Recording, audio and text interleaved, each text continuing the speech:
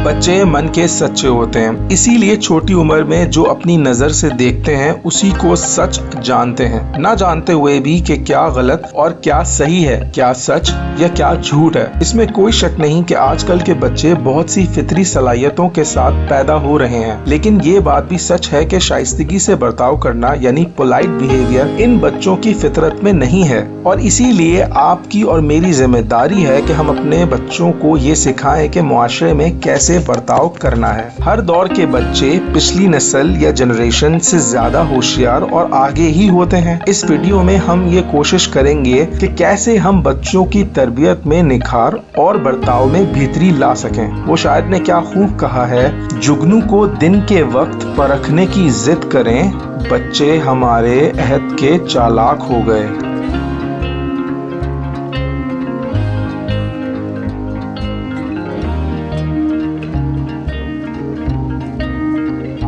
18 माह के करीब एक बच्चा ये समझना शुरू कर देता है कि दूसरे लोग भी इसी तरह के जज्बात रखते हैं। इसीलिए यही वक्त है कि बच्चों को ये सिखाना शुरू किया जाए कि उनके रवैये से दूसरों को असर होता है। ये बात कहना आसान और करना निहायत मुश्किल है। पहला उसूल तो ये है कि बच्चों को हर चीज आहिस्ता आहिस्ता सिखानी चाहिए। जरूरी नहीं कि वो आपकी बातों या कॉन्सेप्ट को फौरन ही पकड़ लें। ये काम रातों रात मुमकिन नहीं। हमें बच्चों से एक्सपेक्टेशन या तवक्का उनकी उम्र और फितरत के मुनासबत से ही रखनी चाहिए। इसी बात को अगर आगे लेके चलें तो हम बच्चों से बहस और मुबाहिसा भी नहीं करना चाहिए। खुसूसन छोटे बच्चों से ये अमल किसी सूरत मुस्बत या कारगर साबित नहीं होगा।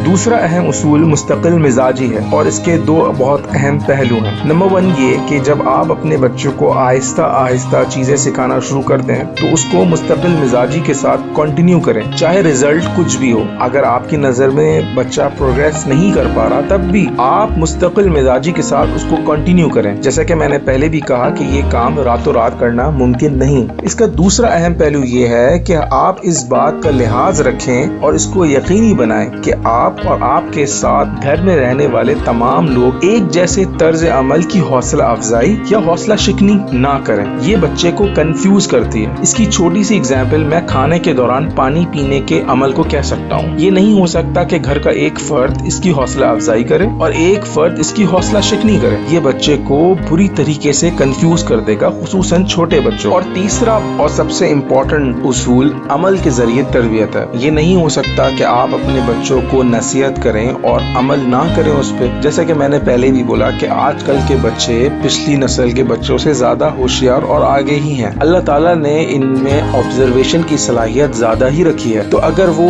अमलन अपने माँ बाप या घर वालों को वो चीज करते हुए ना देखें जिसकी वो उनको नसीहत करते हैं तो उसका असर उन पे कभी नहीं होगा। इसीलिए जरूरी है कि आप अपने बच्चों की तरबियत के लिए खुद अपने अमल से उन पे कोई चीज बावर कराएं और उसके लिए आपको अमलन वो काम करना होगा। अमलन अपने आप के अंदर बेहतरी लानी होगी। बच्चों की तरबियत करना बेशक एक पेचीदा अमल है और इसका कोई कानून, लॉ या किताबी रूल्स और उसूल नहीं है, क्योंकि ह्यूमन साइकोलॉजी बजाते खुद एक मुश्किल सब्जेक्ट है और बच्चों की साइकोलॉजी समझना उससे भी एक दर्जा मजीद मुश्किल है। लेकिन मैं उम्मीद करता हूँ कि बताए गए ये सिंपल 3 उसूल बच्चों की ओवरऑल तरबियत को कवर करते हैं और आपके जरूर काम आएंगे। ये बात साइंटिफिकली डेटा से अप्रूव हो गई है कि जो बच्चे जिंदगी में आला मुकाम या कामयाब होते हैं उनके अंदर ये 2 बातें मुश्तरका पाई जाती हैं। नंबर 1 घर के अंदर एक स्टेबल और पुरसुकून माहौल का होना और एक अच्छी तरबियत। ऑफ कोर्स एक्सेप्शंस हर जगह होती हैं, लेकिन बहैसियत वालिदैन